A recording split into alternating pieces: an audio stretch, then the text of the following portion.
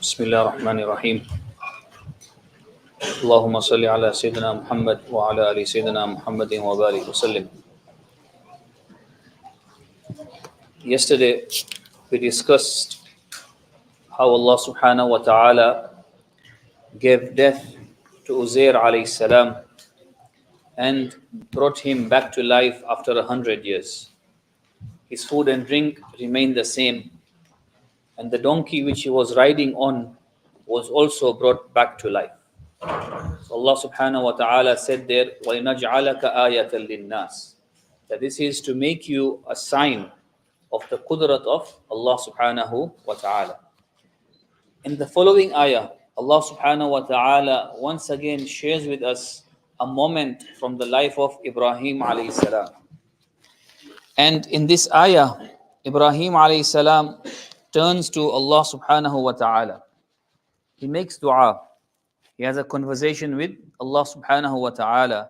وَإِذْ قَالَ إِبْرَاهِيمُ رَبِّ أَرِنِي كَيْفَ تُحْيِي الْمَوْتَى. So Ibrahim alayhi salam says that, Ya Allah, permit me to witness exactly how you revive the dead. That, Ya Allah, show me how you bring back the dead to life. Because this concept fascinated him and he wanted to witness that. So Allah subhanahu wa ta'ala responds to Ibrahim alayhi salam and says, قَالَ أَوَلَمْ تُؤْمِنْ. Don't you believe? Of course, Allah subhanahu wa ta'ala knows Ibrahim alayhi salam believes. But Allah presents this question, this exchange and conversation because it becomes an opportunity for us to learn from this. So then Ibrahim alayhi salam says, قَالَ بَلَا, that of course I believe. وَلَكِنْ لِأَطْمَئِنَّ قَلْبِي. The reason I ask is so that I may find this calmness and serenity in my heart. That by witnessing your qudrat, my iman will become even more stronger. So scholars, ulama write that this was also to remove and resolve the doubts and misgivings which the disbelievers had about life and death. For example, at the end of Surah Yasin, that Allah subhanahu wa ta'ala mentions that when the mushrikeen came to Rasulullah sallallahu alaihi wasallam and they were doubting that how will Allah subhanahu wa ta'ala resurrect us again from our graves when we have become dust? When the bones have become dust, how will Allah bring them back to life? So Allah subhanahu wa ta'ala says, just the way we created you the first time, so we can bring you back to life again. That we were nothing, a drop. And then we in the womb, we develop, ruh is blown, and our mothers give birth to us. So Allah subhanahu wa ta'ala is bringing life from nothing. We were nothing. And Allah brings us to life. Then bringing us to dead. We've lived, we've died. So Allah is saying it is even more easier to bring you back to life. So Allah subhanahu wa ta'ala then commands Ibrahim alayhi salam, قَالَ فَخُذْ أَرْبَعَةً مِّنَ الطَّيْرِ, that get hold of 4 birds.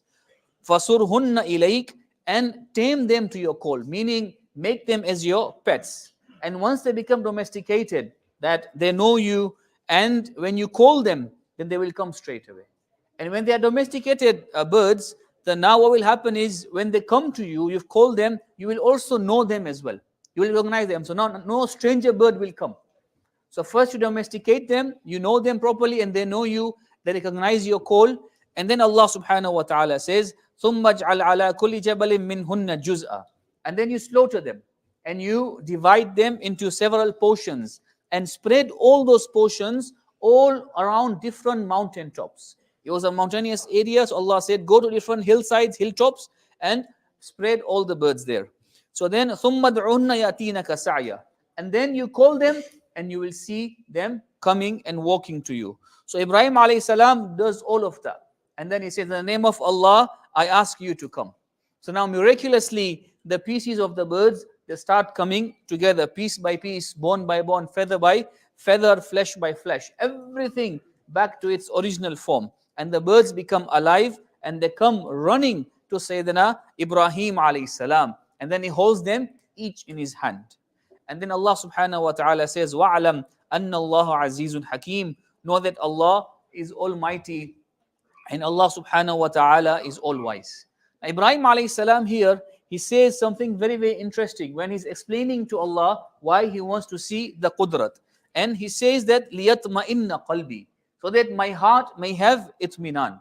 So this itminan, every heart, it craves for this peace, tranquility, serenity. Every human being is searching for this peace and looking for it.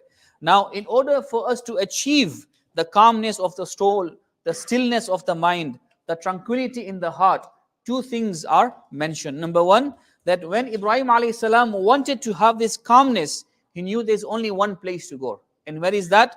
You go to Allah subhanahu wa ta'ala, you talk to Allah subhanahu wa ta'ala.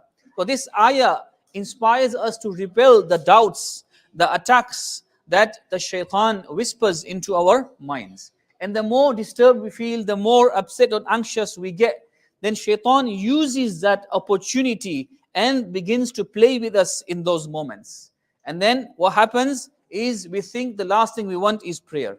That I'm upset, I'm stressed, and then you're telling me just to go and pray. What's that going to do? What's the prayer going to fix? So now shaitan begins to put those kind of doubts in your mind. You're telling me sit down, make dua, and every time something happens, you people say the same thing, go and do dua.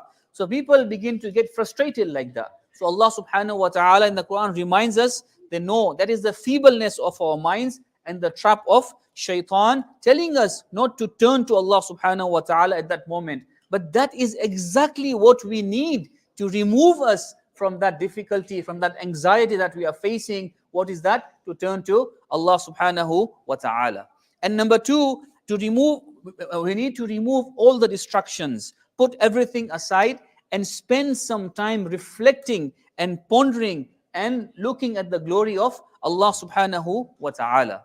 You know, we say that looking in nature is helpful, but spending time in nature is only meaningful if you are doing that understanding that this nature is a creation of Allah subhanahu wa ta'ala. You are reflecting on the greatness of Allah subhanahu wa ta'ala. You don't go to the Scottish Highlands to appreciate the beauty, but rather you go there to appreciate the creator of the beautiful scenery that Allah subhanahu wa ta'ala has created.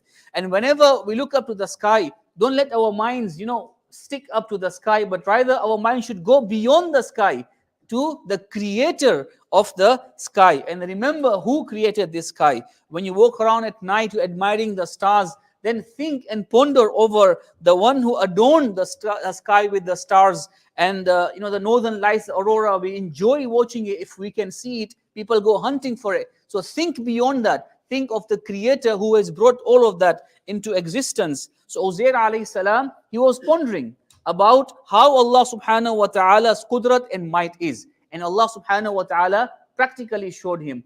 And Ibrahim alayhi salam, he requested and spoke to Allah subhanahu wa ta'ala, and Allah fulfilled his request. So when you turn to Allah subhanahu wa ta'ala and have this conversation and talk to Allah subhanahu wa ta'ala, and number two, spend some time every day appreciating and pondering over the greatness and marveling at the remarkable power of Allah subhanahu wa ta'ala. And these two things are very, very important to bring that calmness of the mind, of the body, of the soul. May Allah subhanahu wa ta'ala grant us all peace and tranquility and serenity.